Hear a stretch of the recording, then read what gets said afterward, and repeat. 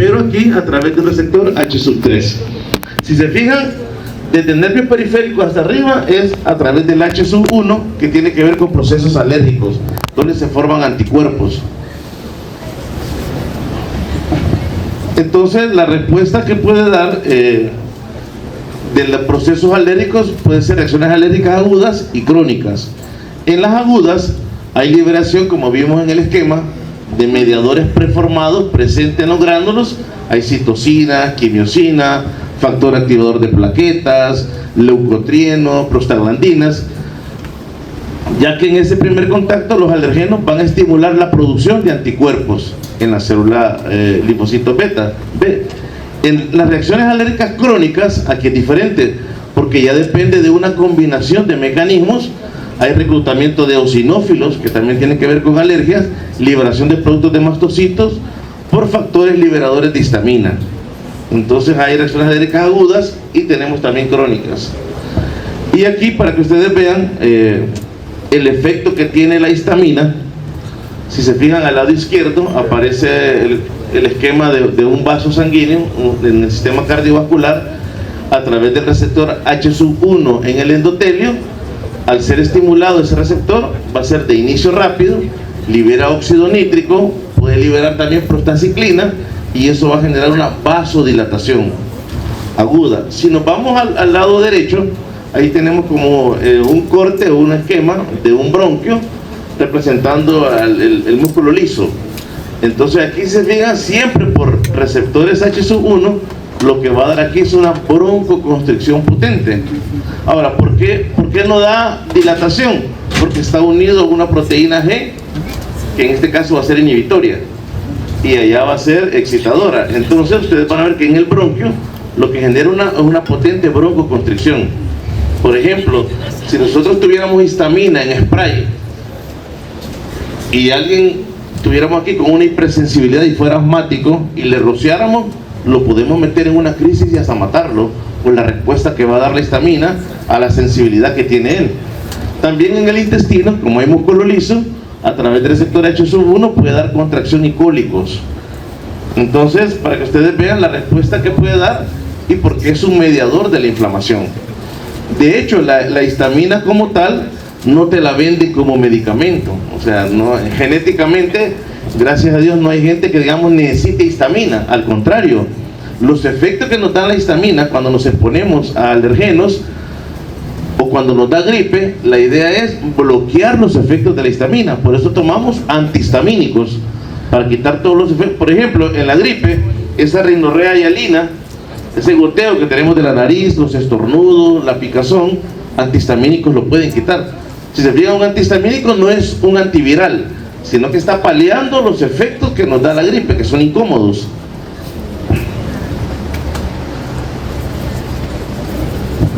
Entonces, como les decía anteriormente, prácticamente tenemos 4 receptores de histamina, pero principalmente del que hablamos ahora es del H1, que tiene que ver con los procesos de alergia.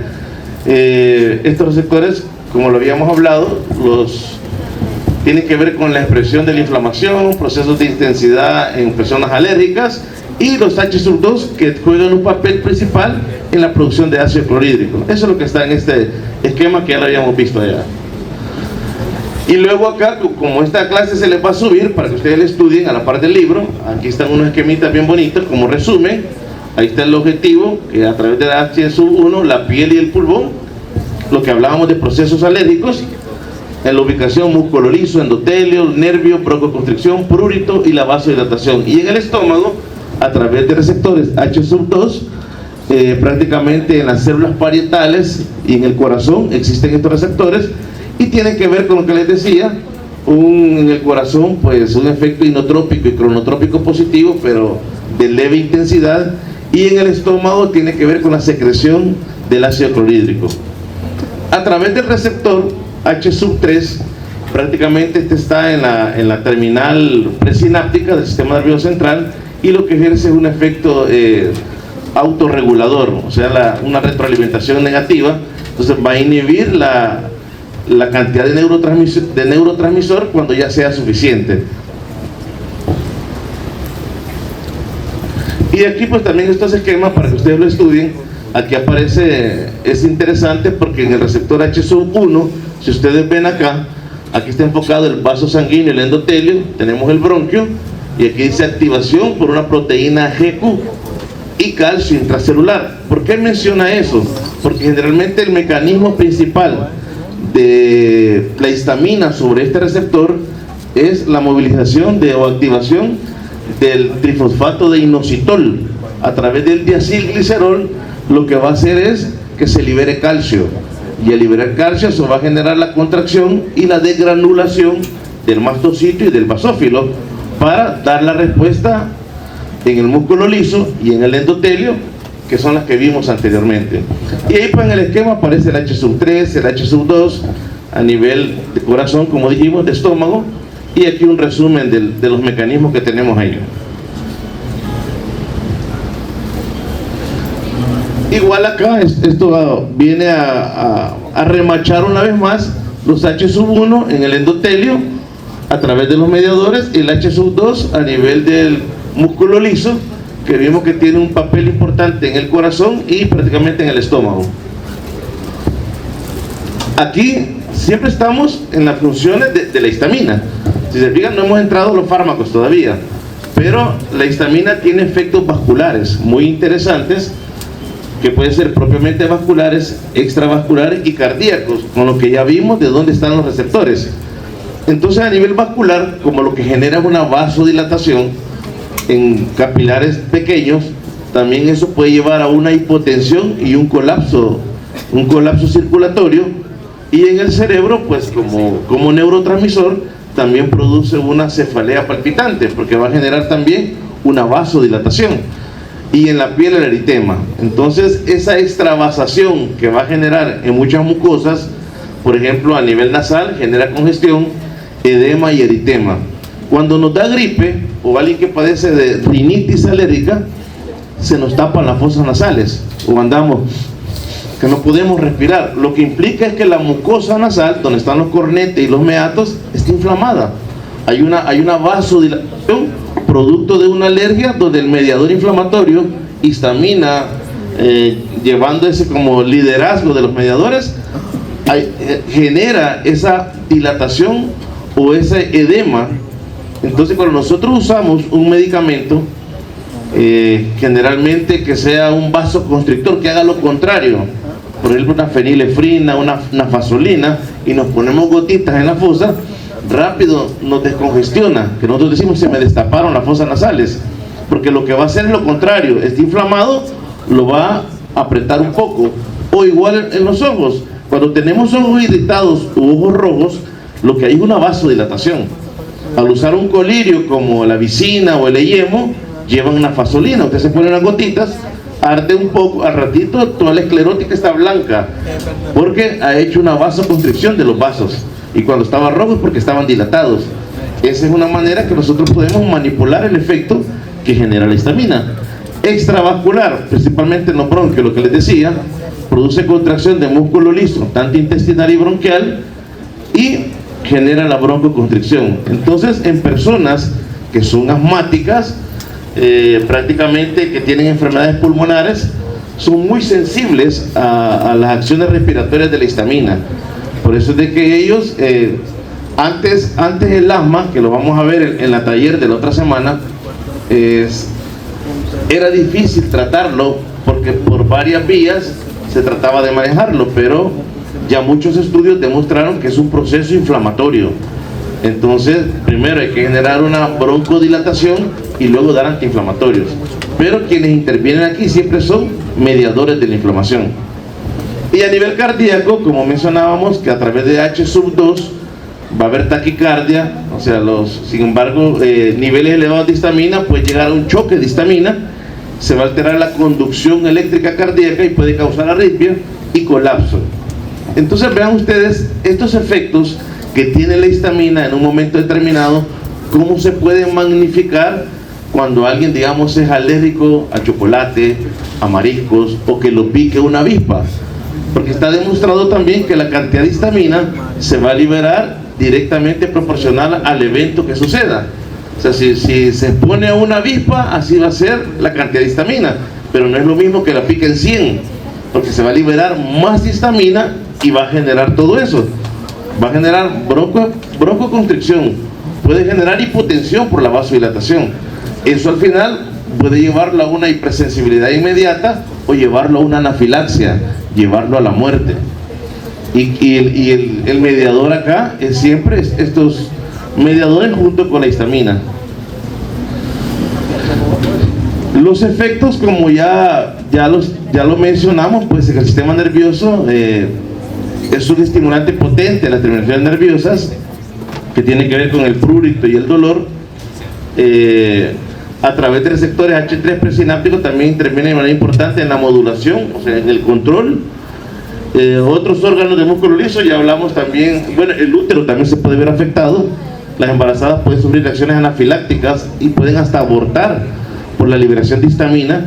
Y el tejido secretor, como mencionamos, el aparato digestivo, el estómago, a través de receptores H2 que intervienen en la formación de ácido clorhídrico.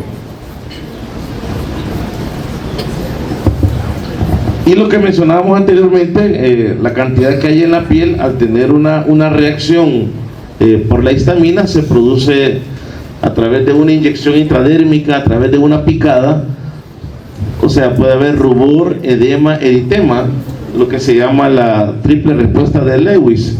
Entonces ese efecto va a ser porque se afectan diferentes tipos de células, las células del músculo liso, en la microcirculación, el endotelio de los capilares y las terminaciones sensitivas. Por eso es que hay dolor, por eso está caliente, por eso es que está rojo y por eso se forma una roncha o una pápula en el sitio donde nos picó el insecto, por ejemplo. Entonces, en el sitio de la inyección aparece la zona de enrojecimiento por dilatación de vasos finos, hay una roncha edematosa y hay un eritema rojizo que es bien irregular sobre la red, que es este que está acá. Ustedes pueden ver, ahí está representado en este esquema la triple respuesta de Lewis, el rubor, que es la vasodilatación local de los capilares, el edema que genera la roncha, aumento de la permeabilidad, hay una extravasación de líquido, y el eritema, que es el halo que se ve al centro, un reflejo axonal, que siempre es una vasodilatación arteriolar difusa.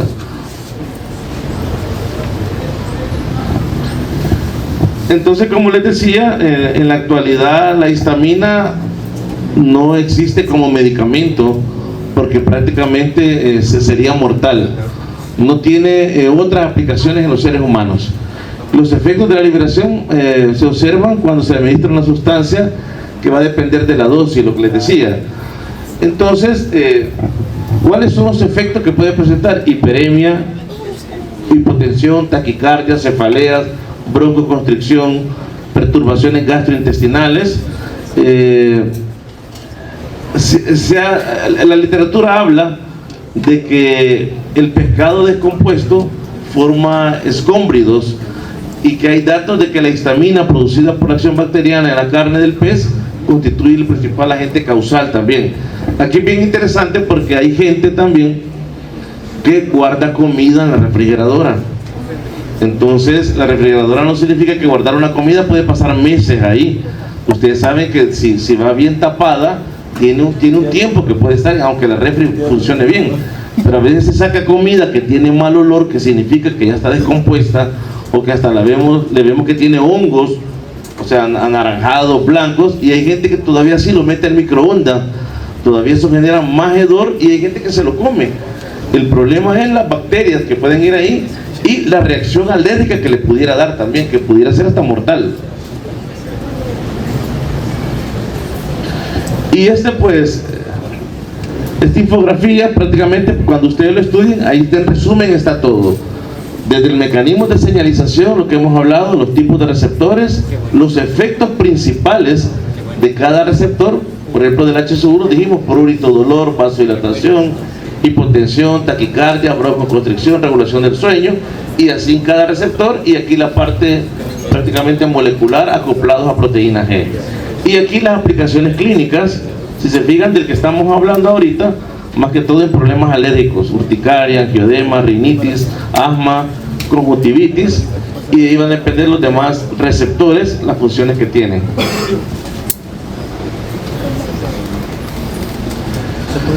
acá, hasta aquí llegamos con la parte, digamos, fisiopatológica de la histamina. Aquí hoy vamos a ver prácticamente los fármacos, cómo están clasificados, cuál es la utilidad de ellos, las funciones, a partir de la clasificación que tenemos, porque se dividen en dos grupos. Están los antihistamínicos clásicos, siempre enfocados al receptor H1 o de primera generación, se les llama también, y están los de segunda generación, que muchos de ustedes ya los conocen.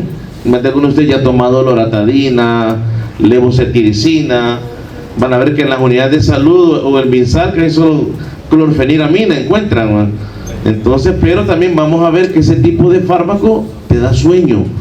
La clorfeniramina, a veces mucha gente para la gripe prefiere no tomar nada porque se siente drogada al tomar medicamentos antigripales, porque los antigripales que llevan un antihistamínico para estos síntomas, llevan algo para el dolor, acetaminofén o aspirina, para paliar ese malestar de dolor de cabeza, dolor de cuerpo. Pero también dentro de los antihistamínicos, muchos te resecan la garganta, te resecan los ojos, porque tienen un efecto anticolinérgico, y eso es lo que te quita la rinorrea hialina cuando estamos, ustedes digamos cuando están estudiando, el goteo de la nariz es incómodo y estarte limpiando a cada rato. Entonces prácticamente funciones de ello es bloquear esos efectos. Entonces este esquema o esta diapositiva, la idea era como representar en este capilar la barrera hematoencefálica y ya ver que está el sistema nervioso central. Pero si ustedes le prestan atención, aquí aparecen prácticamente el fármaco, tiene forma de honguito, y aquí está el basófilo y mastocito liberando histamina, que serían estas pelotitas oscuras. Ellas tienen sus receptores a nivel del capilar, pero cuando damos fármaco, recuerden que él actúa sobre los mismos receptores endógenos. Entonces el fármaco puede ocupar el receptor de la histamina acá, y cuando venga la histamina ya no poder ejercer su acción, porque no tiene el espacio activo para ejercer el mecanismo que ella elabora. Pero aquí tenemos este esquema sobre la barrera hematoencefálica. Lo que dice allá es fármacos de primera generación versus los de segunda generación. Ustedes han visto los anuncios en el mercadeo que te dicen que unos son de día, otros son de noche, porque el de noche te va a dar sueño, y la idea es que el de día no te dé sueño. Imagínense lo peligroso que puede ser si no prestamos atención a ello, y a alguien que trabaja de noche y con trabajos peligrosos, un taxista o alguien cortando con una máquina, le damos del que da sueño, y de posible en la noche más sueño le va a dar, se puede dormir y puede ser fatal lo que pueda suceder. Entonces, y en el día andar con sueño también es incómodo. Entonces aquí una cosa importante es que los de primera generación, ellos son lipofílicos, los de primera generación. Entonces ellos pasan con facilidad la barrera hematoencefálica, y aquí pueden ver ustedes, este es el fármaco simbolizado, y pasa la barrera con facilidad. Esto representa la barrera. Pero los de primera generación, los de segunda generación son ¿cómo se llama?, más selectivos, pero prácticamente una característica que son hidrofílicos. Entonces ellos prácticamente, aquí están los fármacos, en el capilar se ve que no puede, con la flechita esta pueden chocar acá, pero no, la barrera no permite que ellos pasen. En algunos libros dicen que una minoría sí pasa, pero el Velázquez te dice que no, para efectos generales, que no atraviesan la barrera hematoencefálica. Entonces, si no la atraviesan, no va a ejercer efecto en sus receptores a nivel del sistema nervioso central, y por eso es que no van a dar sedación. En cambio, los de primera generación sí la atraviesan, y por eso aquí llega su receptor, son sedantes, dan sueño. Entonces esa es una cualidad importante entre los de primera generación y los de segunda, que los de primera, para efectos generales, digamos, no son sedativos. Los de primera son sedativos, pero no porque atraviesan la barrera. Los de segunda no son sedativos. Pero fíjense que la hipersensibilidad del paciente puede variar, porque hay pacientes que se les da muchas veces de segunda y reporta que les da algo de sueño. Pero dar de primera es como la clorfeniramina que te dan en la unidad de salud. Y otra cosa que tiene es que se tiene que tomar 3 tabletas al día, o sea, más o menos como 4 miligramos cada 8 horas, y es sedativo. La gente anda con sueño, durmiéndose. La diferencia con los de segunda, también dentro de las características nuevas que tiene, es que no necesito dar 3. Simplemente con un antihistamínico, una sola dosis en 24 horas, me genera el efecto que yo quiero. O sea que tiene una ventaja los de segunda generación, que no son sedativos y no tengo que andarme recordando de otra dosis. Me tomé en la mañana y eso me cubre para todo el día. En cambio, los de primera generación son sedativos y muchas veces hay que tomar 2 o 3 al día. O sea, ¿me explico? Ahora, pero también les voy a adelantar acá que los de primera, como atraviesan la barrera hematoencefálica, tienen una característica importante también. Lo sedativo se puede ocupar para los pacientes que padecen de insomnio, para no estarle dando medicamentos como las benzodiazepinas, que son adictivas y que vamos aumentando la dosis. Entonces a alguien que padece de insomnio, perfectamente le podemos dar de los de primera generación, aprovechando que da sueño, que se lo tome casi a la hora de ir a dormir, y no porque tenga alergia y no va a pasar nada.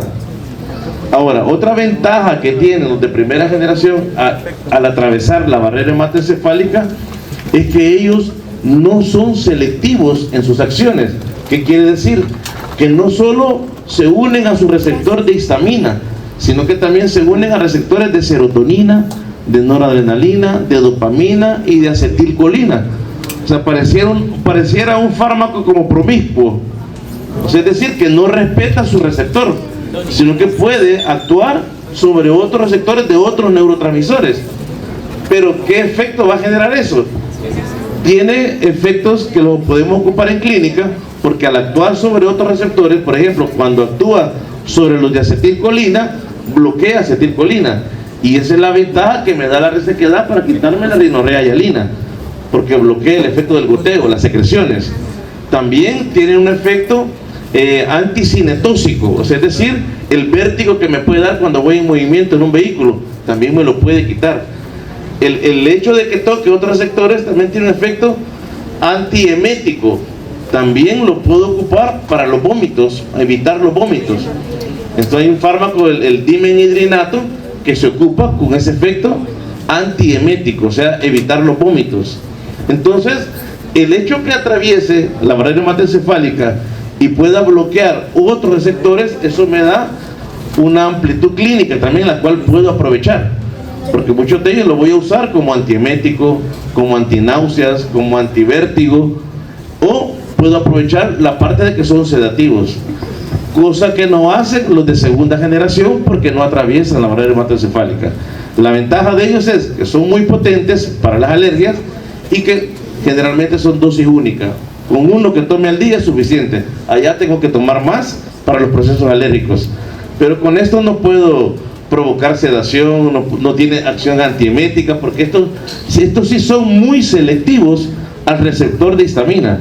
En cambio, los de primera generación no son selectivos, porque lo que les comento es que pueden actuar sobre receptores de serotonina, noradrenalina, acetilcolina y dopamina, y eso me da un amplio,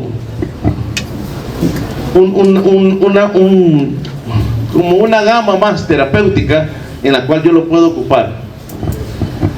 Entonces el libro te señala de que nosotros podemos evitar el efecto de la histamina de 3 maneras. Uno es antagonismo fisiológico, la adrenalina. La adrenalina, ¿ustedes se recuerdan cuáles son los receptores donde actúa adrenalina? ¿Sobre qué receptores actúa adrenalina? A ver, sin miedo. Beta y alfa, ¿ok? O sea, trabaja en alfa 1, alfa 2, beta 1 y beta 2, ¿de acuerdo? Pero fíjense que acá aparece como antagonista fisiológico. La adrenalina también puede actuar en los receptores de histamina. Además de actuar en sus receptores, fisiológicamente la adrenalina puede bloquear el receptor H1. Y esto lo vemos en los casos de anafilaxia. Una anafilaxia, como les digo, porque lo picó una avispa, porque comió marisco, porque era alérgico a chocolates. Cuando hablamos de anafilaxia no es una simple alergia, sino que se le está cerrando la vía aérea y se está hipotensando. Entonces, generalmente usamos adrenalina porque actúa también en los receptores de histamina y se le llama antagonismo fisiológico. Actúa en el músculo liso en forma contraria como lo hace histamina, pero en diferentes receptores. El segundo mecanismo por el cual vamos a evitar los efectos de la histamina son los inhibidores de la liberación, es decir, voy a evitar la degranulación del mastocito y basófilo que ya está activo. Entonces dice que los inhibidores de la liberación van a disminuir la degranulación de mastocitos, que es consecuencia de factores inmunitarios desencadenantes por la interacción del antígeno, como lo vimos al inicio. Al parecer posee este efecto estos fármacos, el cromolin y el nedocromil, y se utilizan para tratar el asma.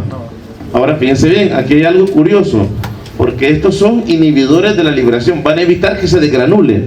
Si no se desgranula, no va a haber histamina en el torrente sanguíneo, porque queda en la vesícula o en el mastocito y basófilo. Pero ahí dice que se ocupan para el asma. Ahora, cuando alguien está con crisis de asma, no le vamos a dar esto, porque no vamos a detener la crisis. Esto se da cuando el paciente no está en crisis de asma.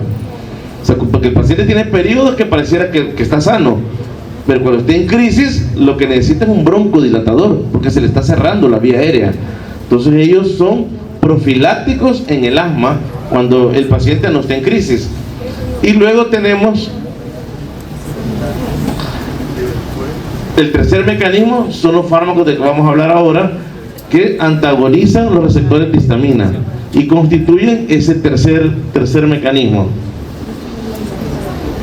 Y aquí están, antagonistas H1 clásicos y de segunda generación.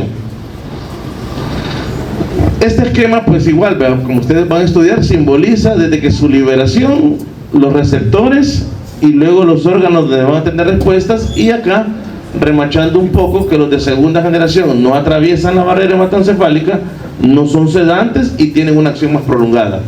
Los de primera generación sí la atraviesan, son sedantes potentes y tienen efectos, lo que les decía, anticolinérgicos, porque toca otros receptores. Y aquí hay algo interesante, ejemplos de primera: difeniramina, clorfeniramina. ¿Qué efecto van a tener? Sedación intensa y sequedad de boca, no solo de boca, también de nariz y de los ojos. ¿Qué pasa con los de segunda generación? Loratadina y cetiricina, creo que ustedes ya lo han tomado, mínima sedación o ninguna, y arritmia es muy raro, y solo es uno al día que se puede tomar. Y luego aquí, este es del Golan, para que ustedes vean algo interesante. Desde el momento que decimos que son antihistamínicos, ya estamos diciendo que es bloquear la acción de la histamina. Pero en los receptores, recordemos que los receptores tienen sus estados, ¿verdad? Activo, inactivo, en reposo. En este esquema, en la parte de arriba, que simboliza con la parte A, aparece un receptor de histamina con su proteína G. Pero ustedes pueden ver que aquí hay un equilibrio homeostático. Sin presencia de histamina, el receptor se está moviendo de estado activo a inactivo, inactivo, activo.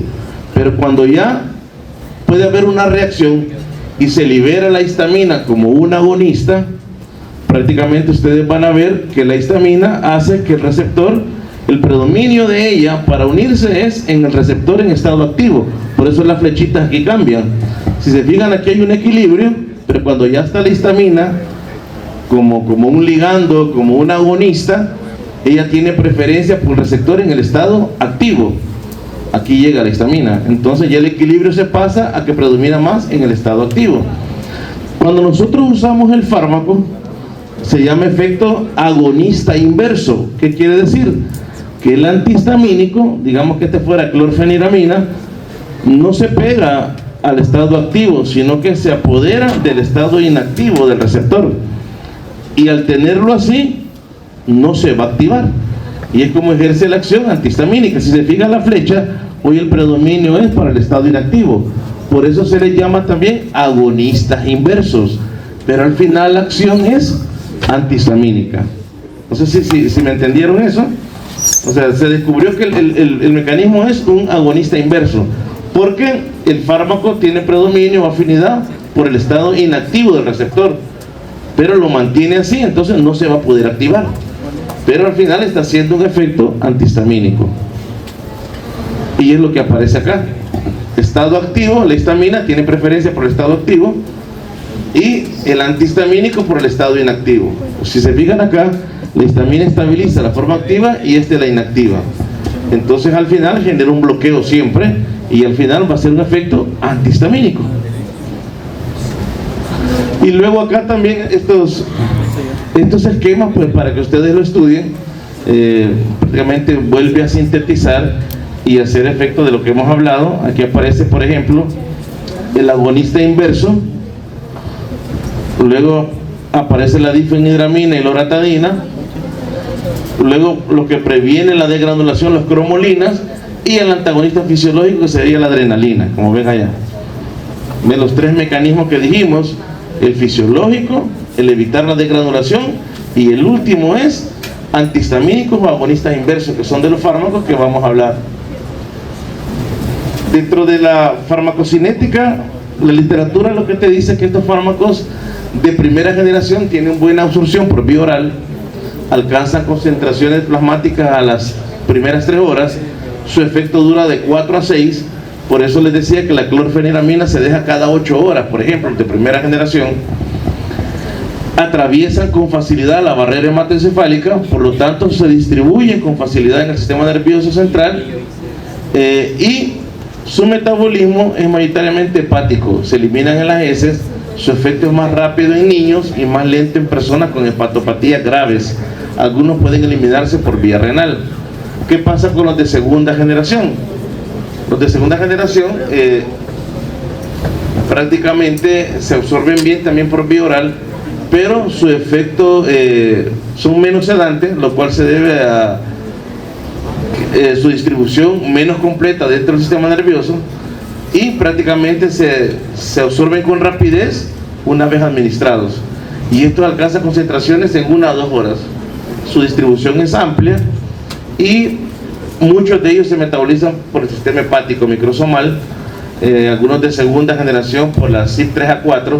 Recordemos que ese tipo de enzimas hepáticas, el 70% de los fármacos que nosotros nos administramos en la vida se metabolizan por la CYP3A4, un 70% más o menos, y con ellos presentan interacciones importantes porque se metabolizan por esa misma enzima o ese cuerpo enzimático, como el ketoconazol.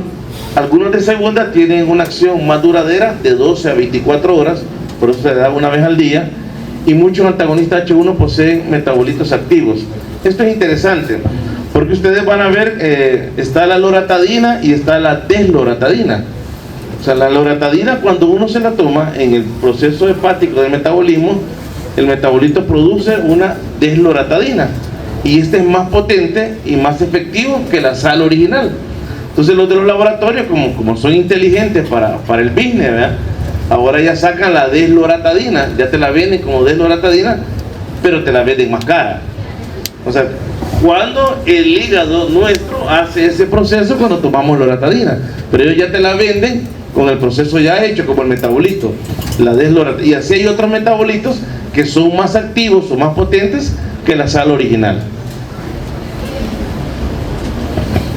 Entonces ya aquí prácticamente a manera de resumen lo que hemos hablado, los antihistamínicos H1 clásicos o de primera generación bloquean receptores H1 en el sistema nervioso central.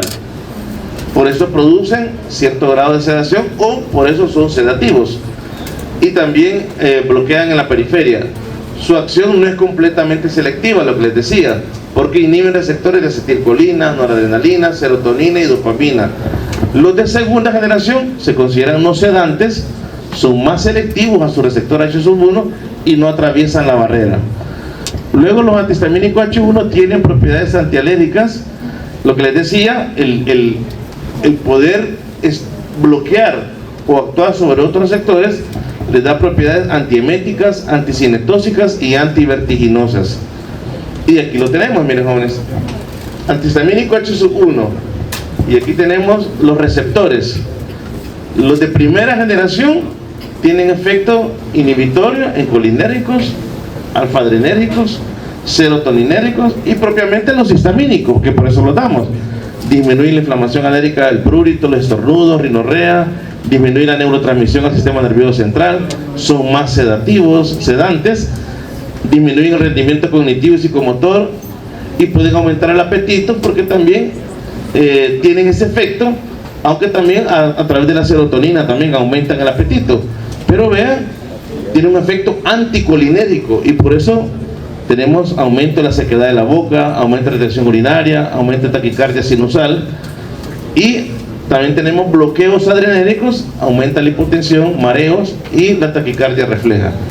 Entonces por eso les decía de que muchos de ellos también el que ellos estimulen o bloqueen otros receptores también nos da esas ventajas clínicas que puede ser antiemético, anticinetóxico, antivertiginoso, cosa que no sucede con los de segunda generación. Y aquí tenemos algunos ejemplos, la estructura química, de donde deriva, luego ahí arriba dice antihistamínico, aquí está primera generación y segunda. Por poner un ejemplo, de las alquilaminas, ahí está la clorfeniramina, la doxilamina, desclorfeniramina. Estos son de los que más se usan. La doxilamina incluso viene en unas presentaciones que también son bastante sedativos. Y de segunda generación está la cribastina, dependiendo de esta sal. Piperidina, miren, ciproheptadina, pero miren de segunda generación cuántos hay. Y luego tenemos otra, el ketotifeno, que es de primera generación, acelastina, y otro que tenemos dentro de la segunda generación. Y así van a ver ustedes en el libro un montón de fármacos que hay de segunda y de primera. Lo que pasa es que la clorfeniramina es como la más común, pero el dimenhidrinato también es parte de, por ejemplo, en las pacientes embarazadas que padecen de náuseas, que no a todas les da, pero ahí por la sexta a la 12ª semana, muchas pacientes por la cantidad de gonadotropina coriónica humana que se ha elevado generan náuseas, y unas náuseas que son intolerables, o sea, ni olores ni nada, las comidas. Entonces a veces en la literatura te dice que en las embarazadas puedes usar el dimenhidrinato y la doxilamina sin ningún problema, sin ningún riesgo se pueden usar en esos tipos de náuseas y vómitos. Y luego ya casi para terminar, veíamos que muchos de estos fármacos se metabolizan a nivel hepático, pero podemos ver que las que sufren metabolismo hepático es más loratadina, deloratadina, evastina, rupatadina y misolastina. Las que tienen un metabolismo mínimo hepático y más renal, cetiricina, levocetiricina, y de hecho estas son más caras todavía que estas. Crucial para pacientes que tienen un compromiso hepático serían estas, porque la mayoría se metaboliza por así 3 a 4, que es a nivel hepático. Y aquí también lo que les decía, si se fijan, todas estas son de segunda generación, entonces son no sedantes, no cruzan la barrera, vida media más larga, dosis única 24 y alta selectividad. No como, porque estos son de segunda generación, alta selectividad periférica. Y aquí pues tenemos los de primera generación, con una vida media corta, 4 a 6 horas, poca penetración, o mejor dicho, alta penetración al sistema nervioso central porque son sedativos.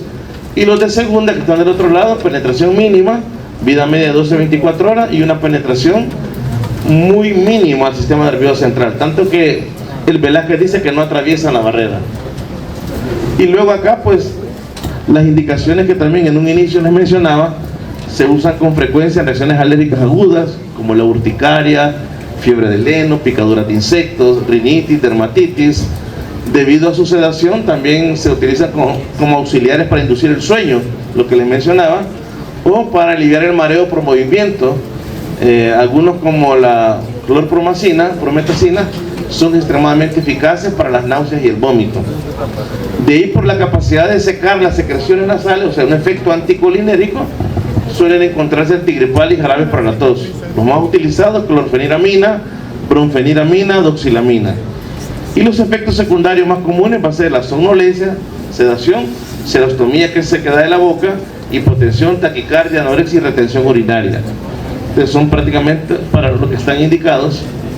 Y aquí aparece también un listado donde están los tipos, ejemplos y usos. Los tipos de antihistamínicos, primera, segunda, aquí te habla hasta de tercera generación, hay tópicos también, y los usos principales. Si se fijan, el enfoque va para procesos alérgicos, porque desde un inicio hablamos que son a través de receptores H1. Y esto pues lo puse así, aunque tal vez no se ve muy, pero es como las ideas centrales que tiene el Velázquez, de lo que hemos hablado, que la reacción adversa más frecuente de lo clásico es la sedación, pero que pueden ser útiles en prurito, dermatitis atópica en niños, y otros efectos adversos, sequedad de boca, nariz, garganta, midriasis, irritación urinaria y disuria. Y la reacción adversa más importante de los de segunda generación es la prolongación del QT. Puede dar arritmias.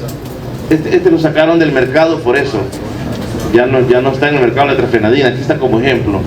Y el uso clínico, lo que acabamos de hablar, tratamiento sintomático de procesos alérgicos, rinitis, urticaria, dermatitis. Algunos se ocupan para la primera generación, cinetosis, vértigo, vómitos, y otros como hipnóticos. La doxilamina, que sirve como hipnótico porque da bastante sueño. Y aquí lo saqué de otro libro, porque si se fijan, si se metabolizan en la CYP3A4 y el 70% de los fármacos que tomamos se metabolizan ahí, van a haber interacciones que a veces no las tomamos en cuenta. Por ejemplo, los antigripales te los venden sin receta, pero hay que ver qué está tomando el paciente que va a tomar antigripales. Fíjense bien. El paciente que toma antibióticos como acitromicina y claritromicina, si tomara antihistamínicos, va a aumentar las concentraciones plasmáticas de loratadina, si ese fuera, mediante inhibición del metabolismo hepático. O por ejemplo, aquí tenemos antidepresores, imipramina. Junto con un antihistamínico aumenta el efecto anticolinérico, retención urinaria y la presión intraocular. Luego tenemos cimetidina, que es de los bloqueantes H2, que tiene que ver para la acidez gástrica. Si se usa con otro antihistamínico, aumenta las concentraciones plasmáticas de loratadina. Miren esto, aumenta la somnolencia, sedación y letargo si estoy mezclando con alcohol. Por supuesto que ningún medicamento se debe tomar con alcohol, pero aquí aprenden depresores del sistema, el alcohol, barbitúricos, hipnóticos, analgésicos, narcóticos. Si lo estoy mezclando con antihistamínicos, estoy aumentando un cuadro de problemas. Y aquí aparece, por ejemplo, los anticoagulantes. La cumarina demora la absorción del anticoagulante si lo usamos con algún antihistamínico. Entonces tengo un listado para que ustedes vean las interacciones que pueden tener, que hay que tomarlas en cuenta al momento de prescribir estos fármacos. Antimicóticos, el paciente pueda que esté consultando por alguna onicomicosis y nosotros lo vamos a tratar. Hay que ver, y con algunos dan prurito, hay que ver qué tipo de antihistamínico podemos usar, porque el usarlos juntos va a aumentar las concentraciones plasmáticas de loratadina, en ese caso, que se usaron por inhibición del metabolismo hepático que hacen ellos. Creo que esta es la última. Pues nos quedamos hasta ahí, jóvenes. Salimos a tiempo, gracias.